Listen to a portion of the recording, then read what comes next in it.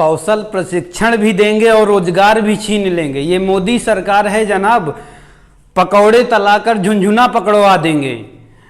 जय हिंद सभी लोग को। आज पता होगा आपको एसएससी का रिजल्ट आया हुआ है और ऐसा रिजल्ट आया है कि जिसे देखकर आप क्या कोई भी तैयारी करने वाला बच्चा हैरान रह जाएगा। वो रिजल्ट देख के 200 में 200 वाले बच्चों का कट ऑफ में नाम नहीं है, रिजल्ट में नाम नहीं, जो 200 में 200 करके आए हैं। और जो 150 वाले हैं उनका नाम कट ऑफ में है, उनका नाम लिस्ट में है। ये पता नहीं कौन सा नॉर्मलाइजेशन वाला कीड़ा इन्होंने डाल दिया है बीच में कि आज तक वो किसी के समझ में नहीं आया। नॉर्मलाइजेशन कैसा नॉर्मलाइजेशन करते हैं कि 50-50 नंबर का अंतर वाले लड़के सेलेक्ट हो जाते हैं, 50 नंबर ज़्यादा वाला नहीं हो पा रहा, 50 नंबर कम वाला हो जा रहा है। अब इसमें उस लड़के की क्या गलती है? अगर आपने 200 नंबर का पेपर बनाया है और 200 नंबर वो बच्चा ला रहा है तो अब क्या करे? वो 200 से ज़्यादा कहाँ से ले आए? फिर भी उसका सिलेक्शन नहीं हो रहा तो क्या करेगा बच्चा? सुसाइटी तो करेगा और उसके पास कोई ऑप्शन ही नहीं बचता। तो आप इस लेवल का पेपर क्यों बना रहे हैं? आपसे पेपर नहीं बन रहा अच्छे लेवल का कि एक कट ऑफ सीमित कट ऑफ जाए, 85, 90, 100 में कट ऑफ जाएगी, 200 में कट ऑफ जाए। आप पहले तो 5 साल बाद रिजल्ट देते हैं, 3-3 साल, 2017 का रिजल्ट 2021 में झुनझुना पकड़वा रहे हैं, 2017 का रिजल्ट 21 में, 18 का आप दे दिए 21 में और 19 के रिजल्ट का पता नहीं, 20 की वैकेंसी दे दिए कि भैया 19 वाले शांति से बैठो। अब उनका अपने मन से आप रिजल्ट दे देंगे, लिस्ट निकाल देंगे और उसको नहीं दिखाएंगे कि किसके कितने नंबर हैं और फिर 2020 की वैकेंसी निकाल देंगे कि लड़का भी इसमें बेस्ट हो जाए, हमारा जो इच्छा करे। तो ये आपने ये क्यों लाया है नॉर्मलाइजेशन? इसका कोई रूल, कोई रेगुलेशन कुछ समझ में आए? इतना ज़्यादा नॉर्मलाइज नंबर की 50-50 नंबर बढ़ जाए, ये सिर्फ भ्रष्टाचार करने का एक तरीका है। इससे आपको पता नहीं चलेगा कि ये अंदर क्या कर रहे हैं। किसी का भी नंबर बढ़ा के उसे सेलेक्ट कर देंगे, किसका नंबर घटा के उसे अनसेलेक्ट कर देंगे, बाहर कर देंगे लिस्ट से। फिर जो सेलेक्ट हो जाएगा कह देंगे इसका नॉर्मलाइजेशन से इतना नंबर बढ़ गया। तो ये एक तरीका है सिर्फ भ्रष्टाचार को बढ़ावा देने का और इससे कुछ नहीं हो रहा। सिर्फ बच्चों का भविष्य अधर में लटकाया जा रहा है। जो बच्चे मेहनत कर रहे हैं उनके साथ खिलवाड़ किया जा रहा है। तो मैं सरकार से ये विनम्र निवेदन करता हूँ, रिक्वेस्ट करता हूँ कि सरकार इस पर ध्यान दे और रोजगार पर भी बात करे। भारत में भी जैसे आप टैक्स लेते हैं, टैक्स तो आप बहुत अधिकार के साथ लोगों को प्रेरित कर देते हैं टैक्स के लिए कि टैक्स ज़्यादा से ज़्यादा लोग भरें, विकास होगा, विकास तभी दिखेगा। आप पेट्रोल में दुगना टैक्स लगा रहे हैं, 35 रुपया टैक्स ले रहे हैं, डेली पेट्रोल और रसोई गैस की कीमतें बढ़ा रहे हैं। तो आप जब टैक्स कलेक्ट कर रहे हैं, आपका हक है, आप टैक्स कलेक्ट कर रहे हैं। आप लोगों को बहुत ज़्यादा कहते हैं कि सरकार के प्रति आपकी ये दायित्व है कि आप टैक्स दें, लेकिन आपका भी तो दायित्व है कि आपके देश के वासियों को उनके योग्यता के अनुसार, जिस योग्यता से वो बिलोंग करते हैं, उन्हें योग्यता के अनुसार कोई ना कोई रोजगार दिया जाए। ये आपका दायित्व है। लोग तो अपना दायित्व तो बखूबी निभा रहे हैं। आपने 95 में पेट्रोल कर दिया, 95 में का भी भरवा रहे हैं, आप 110 में कर देंगे तब भी भरवाएंगे, क्योंकि लोग आपके विकास में अपना सहभागिता पूरी तरह से निभा रहे हैं। लेकिन आप नहीं कर रहे हैं, आप सोए हुए हैं। हमारे देश के शिक्षा मंत्री जी से सोए हुए हैं, कोई उनसे मतलब नहीं क्या हो रहा है, कैसे रिजल्ट आ रहा है। अब ये बताइए, जो एक मीडियम फैमिली का लड़का है, एक साधारण सा लड़का है, उसके पास 5 साल दिल्ली में पड़े रहने के लिए, 5 साल इलाहाबाद में पड़े रहने के लिए समय है। उसके घर वाले पैसा दे पाएंगे?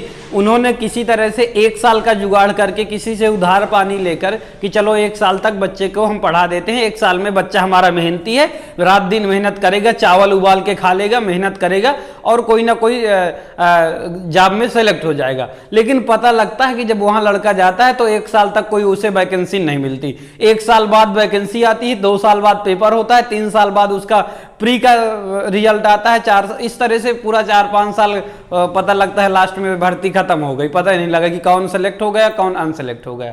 तो ये इसमें एक पारदर्शिता लानी चाहिए सरकार को, जिससे लोगों का विश्वास सरकार के प्रति बना रहे। सरकार अपना विश्वास खो रही है और मुझे लगता है सरकार को इस पर ध्यान देना चाहिए और आपको भी इसके लिए हमें छीनना पड़ेगा। रोजगार सरकार देगी नहीं तो हमें अपना हक है, हक लड़के भी लेना पड़ेगा। बहुत सारे लोग अभी मुझे आंदोलन जीवी पता नहीं क्या क्या मोदी विरोधी अभी बोलेंगे, कमेंट में बोलेंगे, या बहुत सारे लोग बोल सकते हैं। तो ठीक है, आप अपने एंगल से देखते हैं, लेकिन आप भी अगर बेरोजगार होते तो आपको बेरोजगारी का दर्द पता चलता।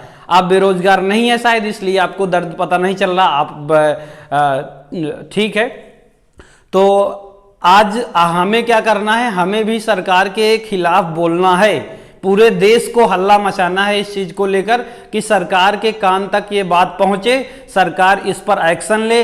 हमने एनटीपीसी के लिए पूरे देशव्यापी थाली बजाई, ताली बजाई, जो भी किया, तो हमारा एनटीपीसी का रिजल्ट आया। आंदोलन किया, मतलब आंदोलन करके अब युवाओं को रोजगार भी लेना पड़ेगा इस सरकार के अंदर, ये बिल्कुल डेफिनेट है। तो आपको अब आंदोलन करना पड़ेगा, तभी आपका काम होगा। और वो आंदोलन, अब आप बच्चे हैं, आप अपनी पढ़ाई खराब करके आप रोड पे नहीं जा सकते। आपको रोड से आंदोलन नहीं करना, आप डिजिटल हैं, आपको डिजिटल तरीके से आंदोलन करना है। हाँ, डिजिटल से याद आया, सरकार कहती है डिजिटल इंडिया, डिजिटल इंडिया, इतना हमने बना दिया, ये कर दिया, इतना कुछ बना दिया। और ये एनटीपीसी या जो भी ग्रुप डी एनटीपीसी वाला एग्जाम करवा रहे हैं, 4 महीने से एग्जाम चल रहा है। ये बताइए, 4 महीने से इनका 1 करोड़ बच्चों का एग्जाम नहीं करवा पा रहे हैं, तो ये कैसा डिजिटल इंडिया है? 4 महीने में 1 करोड़ बच्चों का एग्जाम नहीं करवा रहे हैं। जुलाई में दिसंबर से चालू होता है, मार्च तक चलता है। एक बच्चे का 1,000, 1500 किलोमीटर दूर एग्जाम होता है। वो बच्चा कैसे जाता है और 2,000, 4,000 रुपए किसी से उधार लेके ट्रेन के धक्के खाते हुए, पता लगता है टिकट मिलती है नहीं मिलती, वहां बेचारा बस से जाता है, ट्रेन से जाता है, पता लगेगा कि सबके बाद 5,000 वैकेंसी बची, झुंझुना दिखा दिया 5,000 वैकेंसी का, अब भर गई, आप घूमते रहो। तो ये सब तरीके सरकार के सिर्फ पैसा कमाने के हैं। तो हमें इसके लिए आंदोलन करना पड़ेगा। हमने आंदोलन किया, तब एनटीपीसी का रिजल्ट, एनटीपीसी की डेट्स दी सरकार ने, और डेट्स भी ये इंगेज करने के लिए दी है। 4 महीना नहीं, पेपर करवाने कोई जरूरत नहीं थी, सिर्फ इंगेज किया जा रहा है। 4 महीना आप इंगेज रहिए, आपको पता नहीं चलेगा, फिर 4 महीना वेट करिए, धीरे धीरे टाइम निकल जाएगा। टाइम है काट रही है, फिर सरकार रेलवे को प्राइवेट कर देगी, कह देगी अब तो रेलवे प्राइवेट हो गया, पहले सरकारी था, तब है हमने निकाला था नोटिफिकेशन, अब प्राइवेट हो गया, आपकी वैकेंसी खत्म हो गई भैया। फिर यही होने वाला है, एटलीस्ट 4-6 हजार भर ली जाएंगी, बाकी सब खत्म है। आप देख लीजिएगा, इस चीज को नोट करिएगा, ठीक है। तो आपको क्या करना है, आपको हमें भी थोड़ा सा, जो एक ट्विटर आंदोलन चलाया जा रहा है, आपके शिक्षक गण और आपके जो भी बेरोजगार हैं, पूरे देश में एक देशव्यापी आंदोलन चलाया जा रहा है, ट्विटर आंदोलन। तो ट्विटर आंदोलन में आपको हैशटैग मोदी, आपको _रोजगार_2, हैशटैग मोदी _रोजगार_2, इसको क्या करना है, ट्वीट करना है 25 फरवरी को 11 बजे।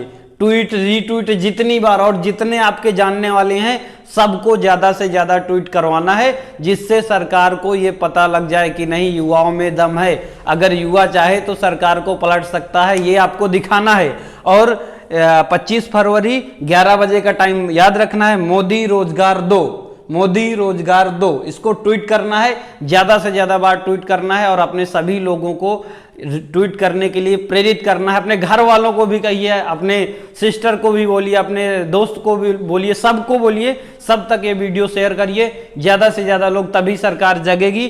केंद्र सरकार में कोई भी वैकेंसी सही से नहीं इस समय की जा रही। 2-3 साल से, एसएससी 4 साल से पूरी तरह कचाड़ा हो चुका है, सरकार की पूरी सिस्टम खराब हो चुका है, कोई वैकेंसी सही से नहीं भरी जा रही। अगर आप इसी तरह सोते रहें तो सरकार आप पर कोई ध्यान नहीं देगी। मोदी जी बहुत अच्छे हैं, सब कुछ अच्छा है, लेकिन जब रोजगार न देंगे तो कैसा खाक विकास? हमें क्या विकास को चाटना है नून लगा के? जब हमारे पास रोजगार ना रहेगा तो क्या करेंगे हम विकास को? आप कहते हैं हमारी चीजें 5 साल बाद पता चले, 5 साल बाद क्या करना है? आज हम भूखे मर जाएंगे, 5 साल बाद देखने वाला कौन रहेगा? तो भैया ऐसा विकास ना करो कि जिसका अगले पीढ़ी को पता चले, हमें भी थोड़ी बहुत पता चलता जाए, ऐसा विकास करिए। मोदी जी से हमारा रिक्वेस्ट है। चलिए, धन्यवाद। आप लोग ज्यादा से ज्यादा शेयर करिएगा और इस पर सबको बताइएगा 25 फरवरी 11 मार्च मोदी रोजगार दो। जय हिंद।